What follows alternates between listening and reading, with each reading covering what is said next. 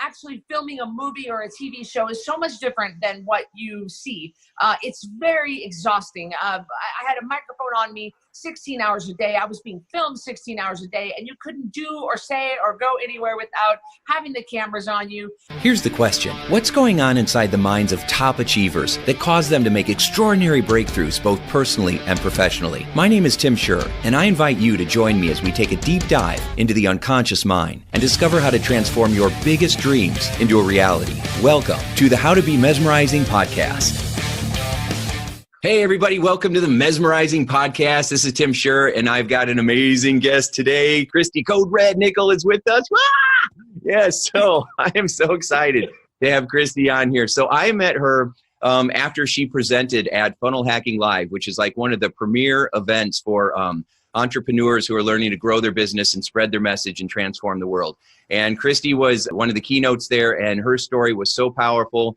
And I knew that I had to beg her to be on the show, and she was so gracious and made time because she is just so, everybody wants her. And so anyway, let me give you a quick background. But first, everybody say hi to Cristy. Oh, thank you guys. Yeah, and I love the name of your podcast. What a cool name. I love that.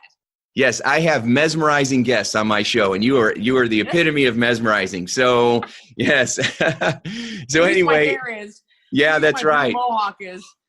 I love that hair. I love it. I love it. So, right, because you got to stand out. If you're going to be mesmerizing, you got to stand out, and you stand out in every way there is to stand out, which I love, because not only do you have the, you have the look and you have the passion, but you have the story and you have the message and you have the results to back it all up. So for people that don't know you, that aren't a giant fan yet, they will be after this podcast.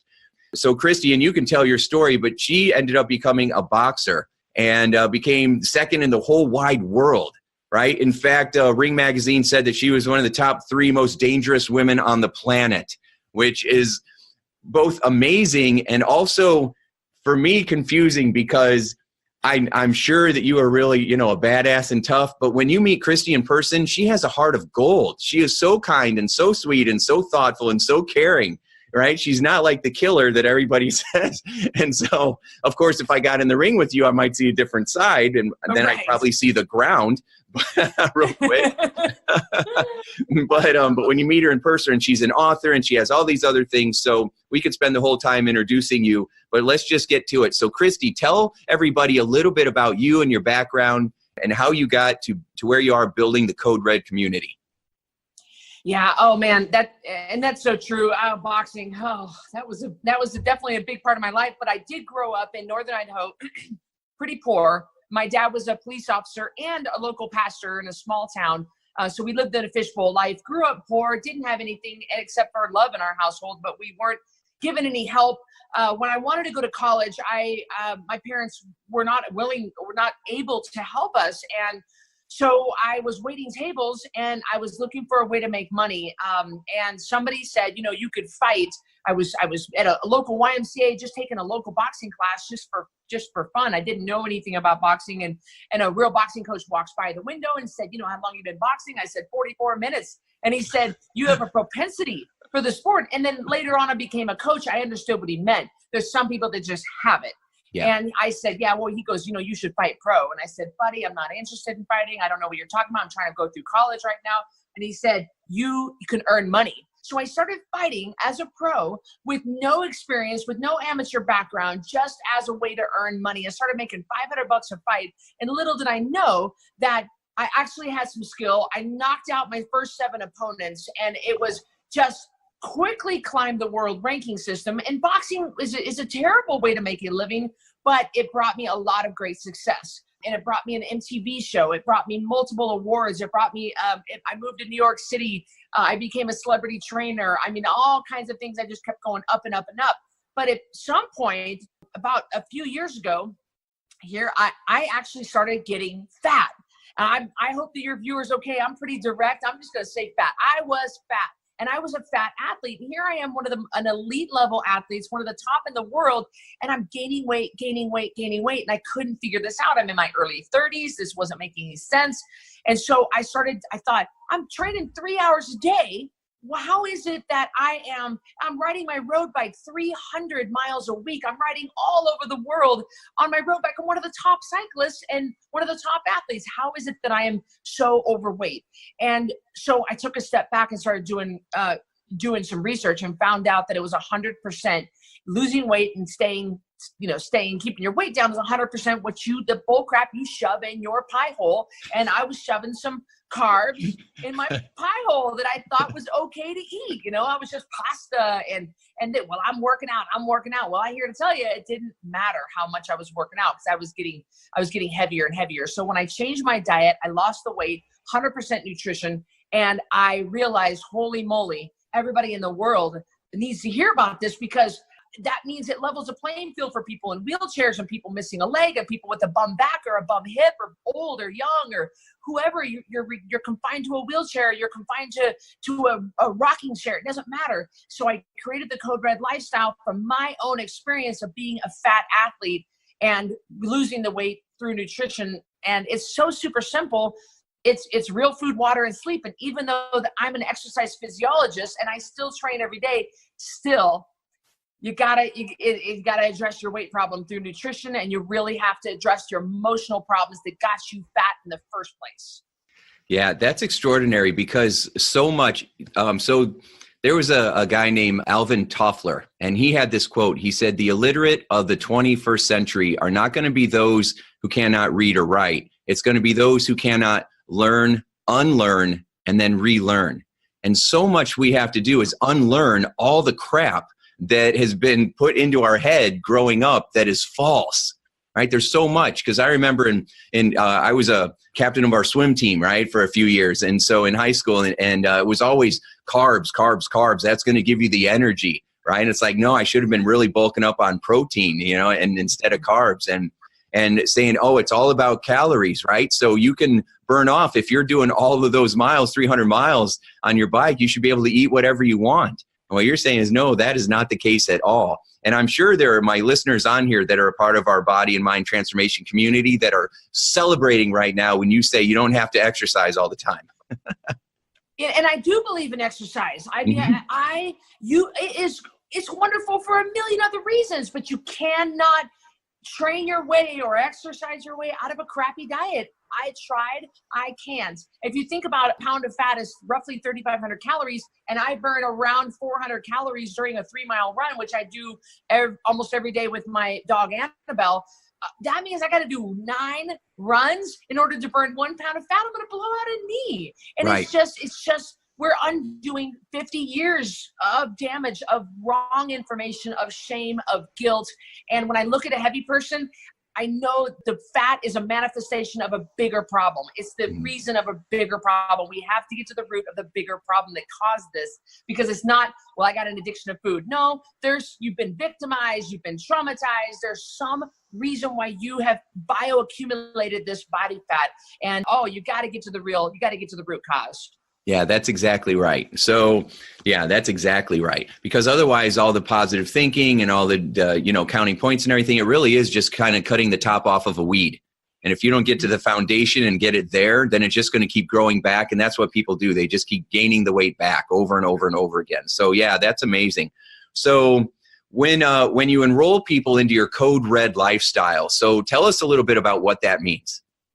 There are 2 ways that someone can become we call it CodeRed Rebel. We call them CodeRed Rebels because we do not believe, we refuse to be brainwashed by society telling us that you got to eat less and move more. You got to eat low fat. You got to eat 6 times a day. We rebel against the shame and the guilt that comes along with being heavy in the society. And so that's why we call ourselves CodeRed Rebels. So for someone to become a CodeRed Rebel, they can do it one of 3 ways. You can join a 10-pound takedown challenge, which is a $47 30-day challenge. We have 3 of them a year in January, May, and September. And it's a 30 days. You spend 30 days with me and my team, and I teach you why you can, why I'm right, and why I think that this works. And at the end of the 30 days, I hope you continue with us. The second way people can get a custom program, and it's a full on, 100% extensive, customized nutrition program. You spend 90 days with a certified coach, and you turn in your weight every Friday, and it's really extensive. I tell you exactly what to eat. I don't have any guesswork. We get you diving right in. And the third way is called accountability program. As people that maybe choose not to or can't afford the higher price custom program, but they still want to be with a coach and they want the accountability, and so they can still join the custom program, or they can still join the coaching group. And so getting in for a CodeRed Rebel is easy. You know, you can buy the book, you can watch my YouTube channel. I mean, it's just, there's so many resources out there for people to learn why we believe what we believe. Yeah, that's amazing. So you know, your rise to fame, you know, even though sometimes it feels like an overnight success, but it takes 20 years to get there, right? And so yeah. Yeah. I've been in this industry since 1994. So yeah, there ain't no overnight. I've been paying my dues for a lot of years. Yeah. And you know, it was Thomas Edison who said that I failed so many times that success was all that was left. and that is true in so many ways. You know, you learn so much. So what was it like being an MTV trainer? What was it like in that world? What kind of experience did you have? Right when I got back from fighting for a world title in Beijing, I got a call from MTV, and they said, hey, listen, we've heard about you. We would like you to audition to become a trainer on an MTV Made episode. And they don't have Made anymore, but it's when they take a teenage kid in high school and they make them into something that's completely opposite. That's what makes good viewing. Yeah, I remember that show. Yeah. Yes. In my case, in Tampa, Florida, there was a girl named Jasmine who wanted to be made into a boxer, but she was the laziest girl you'd ever seen. She was smart and funny and beautiful, but lazy as all get out. So I auditioned, I got the role as her coach, and MTV only gave me 6 weeks to make her into a boxer and put her in a real boxing match. And it was very difficult. At first, the filming was difficult. People look at TV, they look at reality shows, they look at shows in movies, whatever. Filming, the reality of actually filming a movie or a TV show is so much different than what you see. It's very exhausting. I had a microphone on me 16 hours a day. I was being filmed 16 hours a day, and you couldn't do or say or go anywhere without having the cameras on you. So I had to take this girl, and she was terrible. And I had to put her, I thought, are you kidding me? I remember stepping back at one point and saying, I have such a good name in boxing industry, and this is going to ruin me to take this lazy girl. I've got kids at my boxing gym. I've got 9-year-olds that box better than this girl, you know, and she wouldn't listen to me, and she argued. So it was very tough 6 weeks. But I trained her and pushed her, push.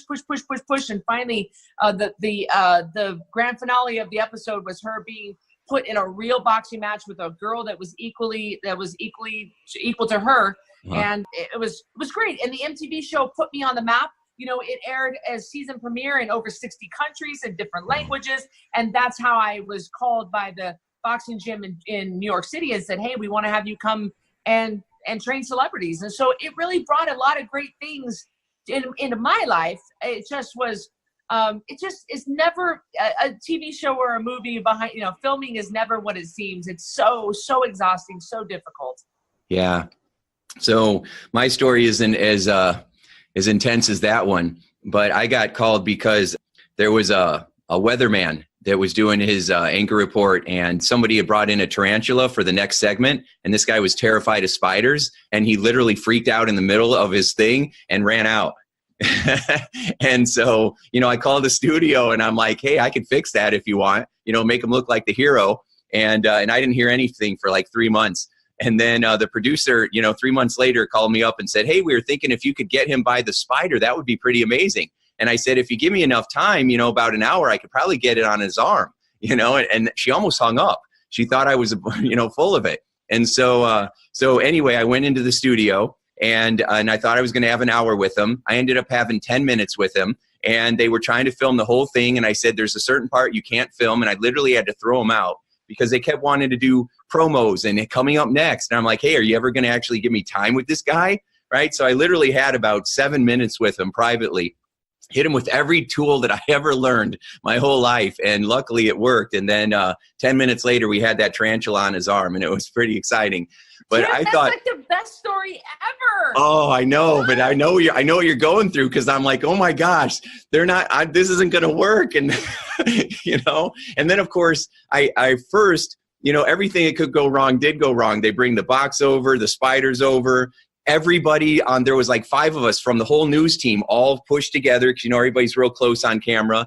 And I thought it was just going to be me and him. And so everybody's there. They're making a big deal out of it.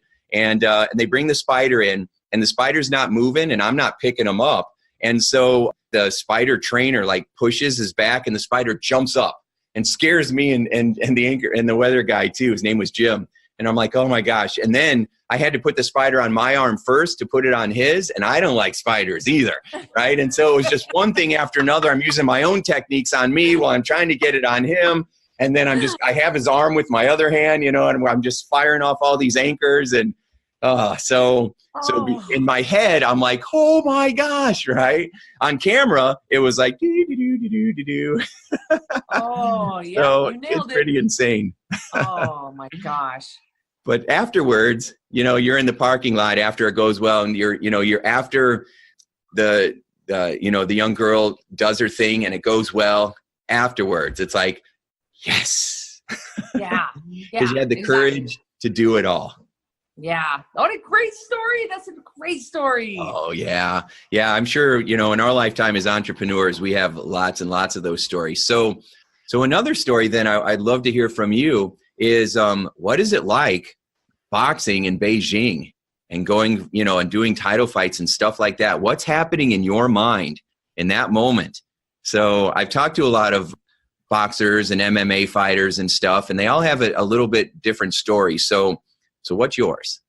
So I was the very first female to ever be allowed to fight pro in Beijing. And this was leading up to the Olympics. And so this was 2005. And leading up to the Olympics, they wanted to bring more attention to Beijing. And so they invited us. We had 6 Americans, 6 Americans, 3 different fights that came over. They treated me absolutely like royalty. They literally rolled out the red carpet and threw petals at my feet we stayed at the Beijing International Hotel. It's a 5-star hotel. It was just very, very, very nice. They were so great. However, we were there 10 days before the fight to acclimate to the time change and to the food and different things. But they had me lined up with back-to-back interviews, 3 a day. And it was exhausting. It was interviews. And of course you have to, with interpreters, you can't just talk like I'm talking to you right now. It's not right. Nearly, you have to talk in small chunks and they interpret wrong. And so, and then it was dinners and lavish events and just really just lots of TV. And so that was difficult. I know I'm used to doing press conferences, and boxing's all about how many tickets you can sell. So that's why if you've got a pretty girl who is pretty and can fight and can speak to the cameras and woo the audience, you know, that kind of thing, that's the winning combination. It's only half of how good a fighter you are. The other half is how many tickets you can sell. And I knew that that was key. I mean, they brought me over, they paid me good money because they wanted that arena filled with 35,000 people. And it was standing room only, you know, and then 10 million people watched it on TV. So that was very difficult. I was really well trained. The team was ready. We were ready. I was ready. I was below goal weight. I was contracted weight. That was great. When I got in the ring, what I noticed when they pulled out the boxing gloves, that the boxing gloves were not brand new. And for a title fight, the boxing gloves have to be brand new out of the box. Nobody could ever touch them. And so they were tattered. And at one point I could feel in one of my hands, my knuckles through the they were 6-ounce gloves, but the padding was worn down. And I thought, are you kidding me? And my coach, you know, threw a fit, but what do you do? They're not used to hosting fights, especially American fighters, where we're used to certain regulations. And in other countries, and I've fought in a lot of other countries, they don't protect their fighters like we do in America. So ding, ding, the bell rings, and we just start beating the living crap out of each other. And both of us were bleeding. My nose was shattered, and on the side of my face, she had this giant goose egg in the middle of her forehead that kept getting bigger and bigger. And I was aiming for that goose egg because I wanted it to pop so that the blood would go in her eyes. so that she wouldn't see. And they ended up swallowing 2 quarts of blood just from my own blood coming down, but they weren't stopping the fight.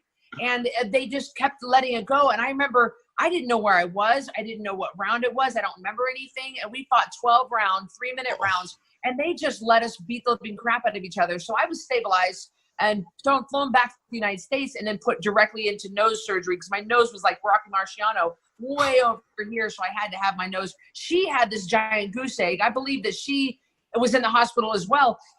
So it was a mess. I mean, it was kind of, but I mean, you talk about 2 girls that absolutely fought our hearts out. We gave them a good show. We could be proud of ourselves. And it was great. It was just very, very, very dangerous. Yeah. Yeah. Wow. That's intense. I ended up contracting MRSA from that fight. Really? A few days after I returned, because you talk about the exchange from my mouth, my spit on my glove, you're holding your glove at your mouth, back to her, back to mouth. We're exchanging body fluids, and we all go through testing before a fight. That's regulation. But I ended up getting a germ in a small pore on my chin, and then it worked up my face. And a few days later, I woke up, and I had this whole swollen abscess that was working its way out to my brain. I had to be rushed to the hospital, and then it was MRSA, and so I had to have it lanced and drained, and it was not good. It was working its way up to my brain. So, hey, boxing is a nasty sport. I don't suggest anybody listening to me right now, don't go into boxing. Go to college. Wow. That is intense. I mean, wow, that is really something. And again, I mean, we all can appreciate how rough that sport is, obviously, right? It's combat. So, but hearing it, from inside the ring, from your experience and what you're thinking and what you're going through. So, I know it's a silly question, but didn't you ever get scared? Oh, any fighter that says they're not scared is absolutely a liar. Every single fighter, no matter who you are and how tough you are, what your ranking is, how many fights you've had, every fighter gets scared. I remember specifically when I fought in Albany, New York, I fought this girl. She was a wife, a mom, a nurse, just so unassuming. And you got to be careful of the quiet ones. You got to be careful of those, And I remember the dressing room was below the arena. This was St. Patrick's Day. And I remember that the crowd, and we were the main event, the crowd was going so crazy that the ceiling was actually shaking. And I was so scared at that moment. I turned, now you're under contract as a pro fighter. You cannot break contract. You can't leave. You can't quit. You can't come in on the wrong weight. Like, you will get sued. You hold a federal license, and it's a big deal. So I couldn't leave or anything, but I remember looking at the exit and looking for the exit, thinking, if I run out right now, I could just run and keep running, I mean, one thing boxers know how to do is run. We can run. And I thought, I was so scared hearing that crowd and walking out into that arena. The crowd was so drunk, and they hated me just because they love their hometown girl. And I get that. I mean, being the out-of-town fighter is always a risk. You get paid more, but it's hard to win out-of-town fights. It's hard you have to knock the girl out or the guy out in order to win. And they were throwing things at me, beer, and they were screaming, and they were drunk and falling over, and they were trying to grab me. And I was really scared. And I remember a couple of times at different fights, I looked across the ring, and there was a girl that they had hired to fight me. And she was homeless, and she just happened to be a really good, I mean, they call boxing the poor man's sport. She did some pretty, a lot of fighters coming up, they got nothing. And she was literally fighting for her dinner. And I looked across the ring at her, waiting for the bell to ring. And the look in her eyes, she wanted to kill me. And at that moment, I was like, I've got a college degree. I've got an MTV show under my belt. I mean, what am I doing here? I can't, she's going to kill me, And I mean, I'm just as strong as her, but she had that real killer instinct that I used to have back when I first started. Right. And I thought, oh dear Lord. And yeah, I was scared. And the first punch always hurts the worst. And then you kind of just get numb to it. And so I knew when she was, and so yeah, a lot of the fighters, they come out from the corner, they've got nothing to lose. They've got everything to prove. They are fighting for their dinner, and they are willing to kill you. They do not care if they leave you flat on that mat. And it's scary, a very scary sport. And I was terrified. Wow. When did you decide that you were done? When it was time to move on? Yeah, that Albany fight, I knew that from my Beijing fight, I had gotten what's called second impact syndrome, and I knew that I'd been hit in the head so many. You get hit in the head every other day for almost 8 years. There's gonna be damage. I mean, I hate to say that. I don't want to speak that out and give that power, but Right. I have to be smart and know that I need to take care of my brain for the rest of my life because it has been put through a lot of trauma. And so I remember that second impact syndrome is common in boxers, and I knew that I needed to that Albany fight, which was after my Beijing fight. I tried to keep the dream alive because I saw my name in lights, and it's Cristy CodeRed and MTV Star and all these things, and it's, you get addicted to the billboards and the TV and the lights and the cameras, and you get addicted to that. And I remember stepping out and really not feeling it anymore, really not, and covering up a lot and doing this and being on defense and backing up. And that was never like me. I always was forward. I always was an inside banger, and I wasn't being me, and the punches hurt, and I wasn't recovering as fast, and I just didn't have that killer, real aggressive to go to the body, hook, and really just take that girl's head off. I was doing more defense work, and I said, that's it, Cristy. You're going to die in this ring if you don't stop now, because one wrong punch to the head and you're done. You're going to, and was that really what you want? And that's not what I wanted. I had a whole life ahead of me of an exciting career doing something else. But my life was going to end if I kept going. And that's what boxers do wrong, is they stay in the sport too long. They stay in the sport past their prime. And when it's dangerous, like it was with me. So now I'm very protective of my head. I wear a helmet all the time when I snowboard or, of course, mountain bike, anything like that. I take precautions. I take supplements. I mean, I'm really very, very careful because one wrong hit could kill me. And that's what second impact syndrome is. So that's when I knew it was done and I needed to get out.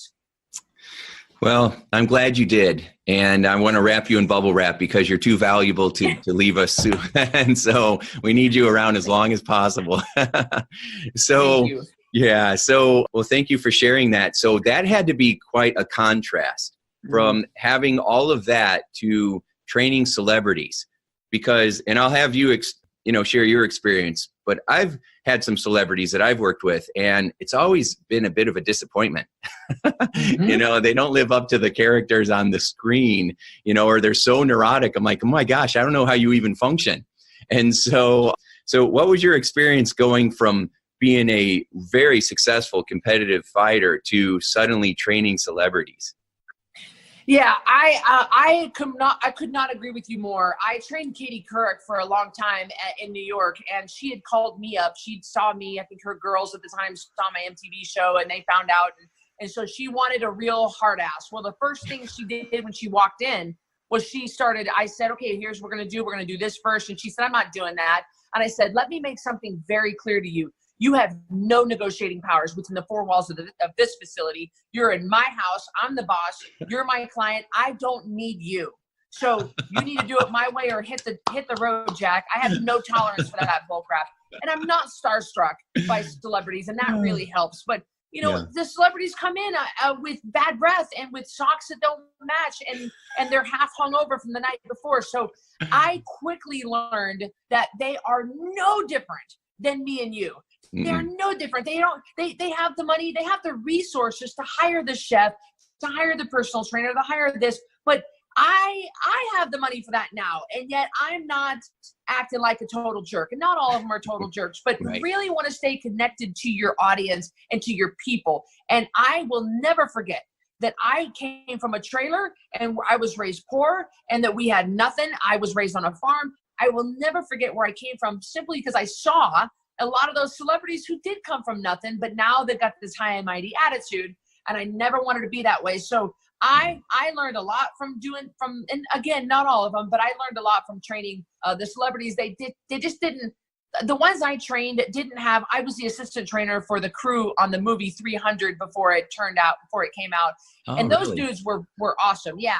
Yeah. Those, I mean, you get the athletes in there. I also helped train a couple of guys from the Indiana Pacers. And so is the assistant coach for them. So, or the assistant trainer. And so you get athletes come in there, MMA guys, boxers, or pro athletes or movie actors that have to get in a certain shape. Those guys, I mean, their butts on the line, they have to put on. Hillary Swank, perfect example. She had to put on 30 pounds of muscle for $1 Million Baby back in the 2004 or 2005. I mean, that was someone who you had to do it. But just a recreational Ford model that just wanted to, just stay in. I just found a lot of them to be lazy, argumentative, and so I was not impressed. I was just as happy to train stay-at-home moms and authors and people that really valued what I was there to teach them. I don't like the bull crap. Do not argue with me. You don't got this. I got this. You don't know. You came to me. I mean, there's a lot of people out here that need my help. So I'm not going to waste my time with you. So I didn't have any tolerance for that. So they either did it my way and shut their mouth, or they go find somebody else who's gonna baby them, because ain't nobody got time for baby them, So that was my experience with the celebrities.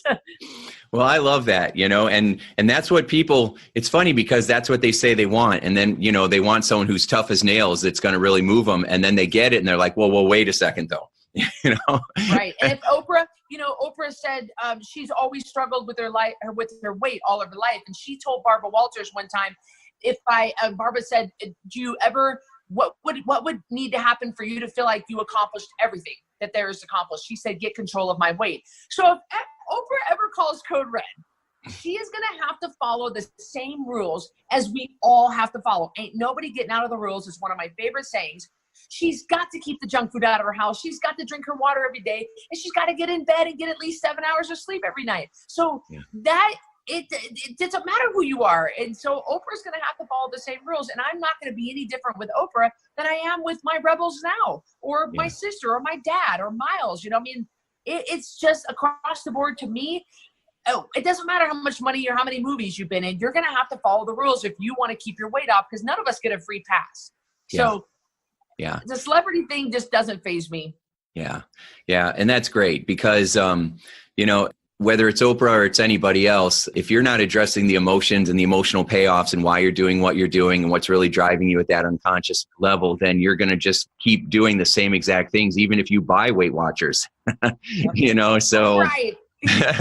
and Oprah has been hanging around with the most spiritual people on the planet, yet, because we're human, it still shows that no matter where you're at, you still have these things that drive you, and we're not really addressing them still. As a country or as a world, we don't really focus on emotional intelligence as much as we need to. And that's why we have so much of the pain and suffering that we do. So I love that. Now, so with your program and with the great book that you, CodeRed Revolution, the book that you wrote and everything, you talk about eating fresh, healthy foods and occasionally a supplement here or there, magnesium or certain things that you feel are good. Exercise is good, I think, for energy and, it's kind of like lubrication. Otherwise, we're the Tin Man without any oil, right? And we start to freeze up. Because I know if I'm not doing some push-ups and things like that, I'll get out of bed and pull a muscle, and then I can't turn my head for 2 days. And I'm like, do your push-ups. I'm the same way. Yeah. So when you're focusing on one thing that you said was the number one rule for weight loss, most people have that dead wrong. So what do you feel the number one rule for weight loss is? And we've probably already covered it, but just to recap, what is it? The number one rule to weight loss that I've seen of the tens of thousands of people that have come through my program is sleep. Without sleep, you ain't losing, because the body senses the lack of sleep as stress and will hang on to body fat as a way to protect you. It's just a protection mechanism. But if you're not sleeping, and people do this whole bullcrap of, well, like a martyr, like they're wearing in a badge of honor, like, oh, I got 3 hours of sleep a night. You heard me say that at FHL. That's not okay. It's not okay. And you can eat all the healthy foods you want. You can drink your water. You can make good food choices, stay away from sugar. But if you're not sleeping, you won't be losing. Sleep deprivation is the most effective form of torture. And so what I've seen in my career and with myself is if I'm not sleeping, my body will not release that body fat and will not rejuvenate and refresh and renew. So many things happen when we sleep. You have got to sleep. And we have, in our society, we're chronically sleep deprived, and we're just used to walking around in a fog. And it's just not okay. And nobody wants to talk about it. Your doctor's not talking about it. Nobody's saying, how much are you sleeping? You're just burning the candle at both ends, and you wonder why you can't function at optimal level. It's absolutely hands down the number one rule to weight loss and good health is getting that sleep, at least 7 hours a night. Yeah. Well, again, I love that, because I wasn't sure what you were going to say either. And that's amazing, because that's my number one rule as well. In fact, when I use my programs, the first thing I do is I get people listening to my brain software while they sleep at night. I call it it's the antivirus program that's playing in the background of your subconscious mind, wiping out all those food suggestions and sugar programs that are running in their brain. And it's the very first thing I do, because otherwise they don't know how to sleep. And really, they don't know how to quiet their mind down to get sleep. So they either can't get to sleep, or they wake up at 3 in the morning and lay there for 4 hours. And so my program quiets the mind, makes them feel safe inside, because our biggest fear that we're not enough. And because we're not enough, we won't be loved. And then so we're ultimately unsafe. Right. And so I start to shift that. It's huge. And then the weight starts coming off, and we haven't even talked about, I had Jennifer in the other day, and she said, I'm addicted to soda. I can't stop drinking it. I did a program where I upgraded a belief from her past and got her sleeping better. Never talked about the soda. She hasn't drank it since. So, yeah. This is wonderful. This is so wonderful. Man, no, you're totally right. Yeah, it's the very first thing I do, because most programs give you a meal plan right away and don't talk about the stuff you're talking about. And so what happens is people don't follow the food plan. And it's because they have all these other programs driving their behavior. So, and then of course all the pain they've associated to it, thinking they have to exercise for an hour on a treadmill every day to lose weight. And so there's so much stuff that's false. And our society is really not interested in really educating people, because they're making billions of dollars off pharmaceuticals and off of sugar and all the legal and and pharmaceutical drugs. It's just horrible. The biggest business in every town is your hospital. That's not an accident. Oh, I couldn't agree more. We've got a pill for every ill, and nobody's talking about it because we are being driven by big business, and I believe in capitalism, but I'm telling you, we're not going about this the right way.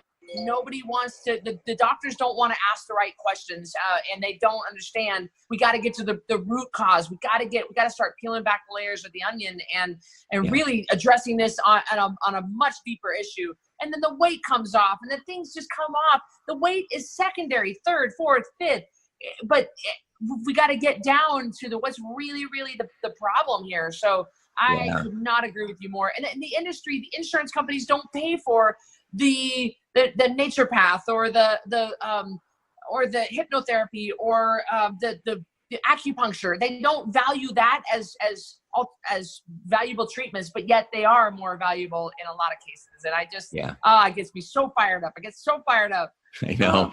Well, that's why we do what we do, right? Because we're gonna do something about it. We're gonna put a big dent in it, and we have been. And so, so I really think, so we have so much agreement about this when it comes to weight loss. And I know if you're on this podcast listening about how do I make money, you should be listening to this, because this, getting better sleep and emotionally taking care of yourself is the fastest way to make more money. It's the fastest way to grow your business. That self-care. There's an ancient expression. It says, when you learn to go within, you never go without.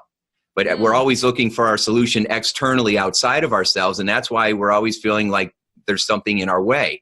And what's in our way are beliefs, right? And the BS in our head, our belief systems. And so being able to shift that. So I find that having obesity, that's a symptom. And the real problem is a lack of self-love. And really not accepting ourselves and knowing how to emotionally care for ourselves.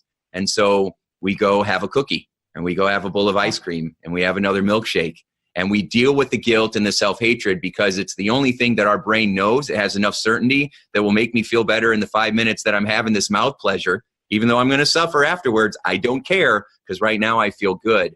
And that is an ugly, vicious cycle that people find themselves in. Oh man, you are absolutely so right.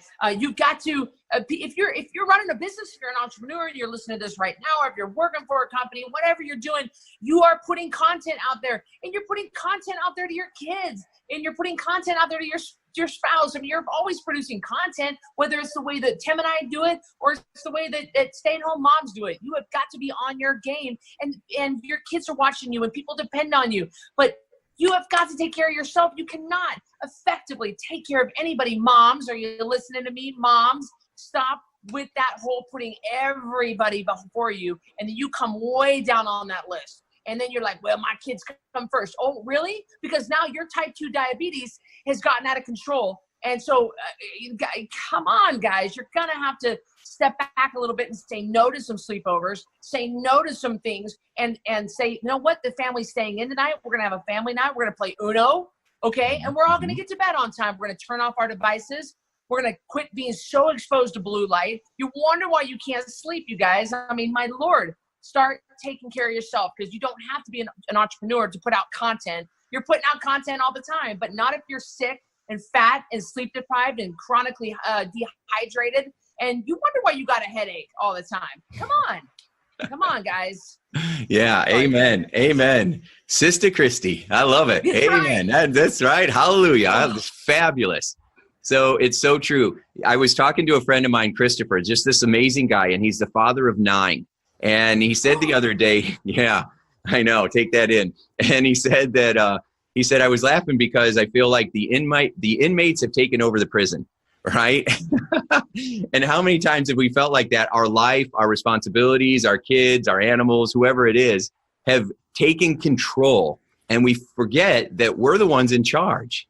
And so we have all these reasons and excuses and justifications, fear, F-E-A-R, finding excuses and reasons, right? We have all these ideas that are keeping us stuck. And those ideas are just beliefs. And as soon as you shift it, and you change that belief and you get your shift together, then all of a sudden, you are getting the kids to better. You are able to take care of yourself. You're putting a boundary there with yourself, because everybody complains about not being able, people aren't supporting them. Well, if you're probably not putting the boundary in there to be supported in the first place. Yeah, absolutely. Boundaries are huge in CodeRed. We talk about it. And I know that I give people permission to say no. And boy, sometimes these parents, I mean, I don't know about you, Tim, but I think we're about the same age. I don't know. But when I was growing up, oh, heck no, you didn't talk back. You didn't call the shots. And so a lot of these parents are just letting their kids call the shots. And guys, they're children. That you're the parent. You run the show. You pay the rent. Yeah. You make them do chores, guys. You need to say no. We need healthy boundaries. And you guys just go and do and go and do and go and do. You wear yourself flat out. You wear your family flat out, because you're just not. And you're like, well, you're so worried about what people think. Well, I'm here to tell you, I don't give a rat's fanny what people think. You say no to some things. No, Johnny's staying home tonight. Or no, we don't need to do 18 different sports. You pick 2 sports, soccer and ballet. Moms and dads, you're going to have to, you run the show, put up some boundaries, adhere to those boundaries. And I'm giving you permission, and Tim is giving you permission to say, no, that simply won't work with us. Maybe next time. Yeah. Brilliant. Yeah. People tend to swing the other way. So when you're growing up, you're like, man, it was really hard, or I'm not going to be a parent like that, or I didn't have anything. And so then when you get to your time to be a parent, you overcompensate and go way the other way. So now, you're doing way too much, trying to make sure that your kids have the perfect, happy life. And it ends up causing more stress. It backfires. Yeah. So find your middle. Yeah. Very good. Very good. So, this has just been amazing. I know I'm going to be respectful of your time, even though I want to keep you on here for days. So I love it. Me too. So I know that people can find information and become a CodeRed rebel by going to www.coderedlifestyle.com. We're going to be putting your information out everywhere, because our body and mind community people, I can't even remember what my community is. I'm so focused on rebels now. Our achiever community in my mind and body transformation program, we call them achievers, right? It's our alter ego that we step into because we don't feel like we're going to be able to do it on our own. So we transition into this alter ego and become an achiever. And so But if people want to learn how to have all of this, because you can be a rebel and you can be an achiever and you can have all of this stuff. A lot of times people think, oh, you got to do one or the other. No, build your tribe of amazing people, you know, and you've got to go through, I always say, you got to sift through a lot of mud before you find those golden nuggets, right? And so one of these golden nuggets isn't gold, it's red. And it's and it's Cristy, right? And so you know, it's interesting that you have blue for your hair instead of red. And I've been through several different colors, red, blue, pink, and purple. And so I like to change it up. I always say that I am the most comfortable with change. And so I change a lot. And the mohawk is blue. And so people say, oh, I don't like the blue. They like the blue, but they don't like that it's not red. Yeah. And so that's funny, I know. So what do you have to believe in order to feel excited about change, or in order to feel more comfortable with change? What do you have to believe about it? What do I have to believe about change to be more excited about it? You're saying, Cristy, or just what I would give to other people? You personally. Like, yeah, because so many people are afraid of change, even though it happens all the time, and you actually thrive with it. So it's a different belief. So what is the belief you have to have in order to be comfortable with things always changing? I believe this is honestly as cheesy of an answer as it might come off, is I believe that in myself, I believe that no matter what is going to happen to me, I'm going to be okay. I'm going to make it work. I'm going to make money. I'm going to be healthy. I'm not going to die. So I think that my needs will always be met. I will thrive no matter what. So if the hair turns, let's just say change, I want to change it to pink, and it turns out orange, I say, you know what? I'm a beautiful girl. I've got a great smile. I dress cool. I'm going to make orange rock. It'll be okay. Or let's say we introduce a new product in CodeRed and it doesn't work and it flops. I say, you know what? I believe that CodeRed still will move forward. So I believe in myself, absolutely, hands down, no matter what. I have the strength to make anything work. So if it goes the wrong way or it goes the right way or it flip-flops or whatever comes my way, I mean, heaven forbid I lose somebody dies, I'm going to be okay. If my dog, I'm just trying to think of like tragic things. I'm still going to be all right, because I know the strength I have inside me is going to carry me through, and it just doesn't scare me. I'm not afraid, because I trust myself to stick with what I know to get me through, either leaning on my faith or leaning on my different areas of my life that give me strength.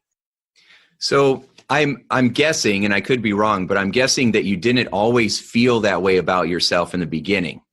And so was it a series of things, or was it one particular thing that you feel allowed you to make that shift into being so self-loving and accepting and reassuring? Yes, it was something that happened in my childhood that I specifically can put my finger on that really made the biggest shift for me. When I was growing up, my parents were very good to let us go and do whatever we wanted. I trained horses. I would ride all day long by myself in the middle of nowhere, things like that. But one specific thing that happened, which was my mom and dad, we were raised in northern Idaho, but we have family in the Bay Area of California. When I was, Carrie, my older sister, was 16, I was 14, and Laura was 11, Mom and Dad let us take the family station wagon and drive from northern Idaho to the Bay Area of California. Now, back then, there were no cell phones, and we had just a small amount of money. We didn't have any. My dad drew on a napkin the route on how to get there. It was I think it was a 12, 14-hour drive. Three girls at 16, 14, and 11 got in the station wagon. I mean, the thought of it now just makes me cringe that my kid would get in a station wagon. But that was the single thing, my parents letting us have that freedom, because there were a few things that happened on that trip that we had to work our way around. And it was the best thing. And that is what turned me into being such a self-assured person, was because and I tell my mom now, even nowadays, she cringes. I can't believe we let you kids do that. I just, in that old beat up station wagon, I just can't believe it. And I say, no, Mom, it made me who I am today. Don't feel bad about that. And that was because she gave us so much freedom, and my parents let us work our way through it all the way. The roads, getting lost, running out of gas. My little sister got sick and we didn't have enough money for medicine. What do we do? You know, it just all these circumstances, we worked our way through it. And that's the single thing that switched everything for me. And I've never, ever believed that I couldn't do something. I've always believed that I can do it. If I want to go to medical school, I can do it. If I wanted to go travel to Europe, I can do it. I mean, I've just never thought any different. I knew from that moment on, I can do anything I put my mind to. Wow. That's incredible. I mean, that's really amazing. And I'm sure there was no seatbelts. Yeah, no seatbelts. No seats, right. Yeah. Yeah. So that's really extraordinary. Now, not everybody might have an experience like that. However, a lot of times people think that their problems and the things from the past are what's ultimately holding them back. But really, it's not what happens, it's the meaning that you give to it. And so if you start to have this attitude that no matter what I've gone through, I'm just using it to make me stronger, then, and that's going to make me more self-reliant, then that changes your whole perspective on things. It changes your whole world. So, and I get it that a lot of people don't know how to do that, and that's okay. That's why there's people like us who can help them with that. So, but the point is to give hope, right? And that if we can go through all the experiences that we've been through and turn it around and do pretty amazing things, then everybody can. I mean, really, truly, if we can do it, anybody can. And so that's the message that we want to probably leave here with. So, Cristy, is there anywhere in particular that you think people should go to connect with you online, or some particular thing they can do to get signed up for one of your challenges that's coming up? Yeah, a couple of things. If you're kind of interested in becoming a rebel, the best thing to do is start with the book. You can go to CodeRedRevolution.com. You can go to Amazon. You can order the book. It's only $15. It's really nice. You can read it in a day. It's an easy read. It has success stories, and that will really help you dip your toe into the lifestyle and figure if this is something that resonates with you. Another thing is we do have another challenge coming up. I believe it's May 13th. And so we're going to start registering people mid-April. So if you go to 10poundtakedown.com, you can get on the wait list, and that way you'll get an email when we are registering people. And that's a great place to start. From there, I suggest people start with those lower kind of just an entry point instead of just jumping. Unless you're listening to me right now and you're like, Cristy, we love you. We want to work with you. I want to work with you right now. Well, then you can find our custom programs, but I'm not here to push that. I just want you to maybe this is a lifestyle that would work for you. And it's very, very simple. So either 10poundtakedown.com or CodeRedRevolution.com, either one of those will get you started. Yeah, well, I love that. And anybody that's listening that does feel compelled that, oh my gosh, I want to work with her immediately, then I will push you to do it. You should definitely go do it. Yeah, because that's, if you're feeling that inside, that excitement, that enthusiasm, you should act on it. And, because time keeps on ticking, right? So I always think, where do I want to be 30 days from now? I don't want to be sitting there with the same excuses. I want to be in something that's making me feel excited and fulfilled. So, Cristy, you are just absolutely spectacular. I love having you on the show, and you're just amazing. I love all your stories and your passion and your insight and how much you care. And it's super exciting to talk with someone who walks the talk, and they're super confident because they know the results that they've been delivering. And at the same time, they still have that humility and that sense of just laughter and fun and joy. And so you're really the total package. So thanks so much for being on here today. Well, thank you. My gosh, I feel so good just hearing that. You're doing wonders for my ego. No, and thank you. Thank you for having me. You and I line up so perfectly, and that is really refreshing.